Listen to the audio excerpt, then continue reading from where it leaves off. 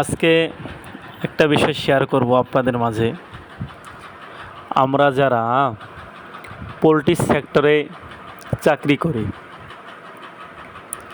শুধু চাকরিই করি, কত কষ্ট করতে হয়, কত মেহনত করতে হয়। একটা বাচ্চা, জিরো বাচ্চা থেকে পুলেট পর্যন্ত বা ডিম পাড়া আনা পর্যন্ত বা ডিম পাড়া শেষ করা পর্যন্ত কত না মেহনত করতে হয়।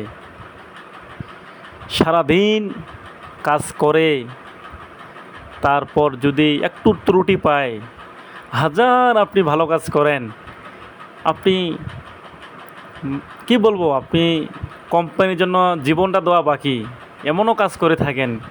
রাতকে রাত মনে করি না, দিনকে দিন মনে করি না। কত কষ্ট, কত শ্রম দিয়ে কাজগুলো করানো হয়। এটা আসলে আমি ব্যক্তিগতভাবে করি এমনটা নয়, যারা পোলট্রি সেক্টরে কাজ করেন সকলেই করেন। দিন শেষে যখন কিছু হয় বা কিছু উল্টাপাল্টি হয়, তখন আপনি হাজার ভালো কাজ করেন, তখন ওই ভালো কাজটা আর থাকে না। কারণ হচ্ছে তখন এটা ভুলে যাবে। যখন আপনি খারাপটা করবেন, ও খারাপটাই তখন দেখবে। কি বলবো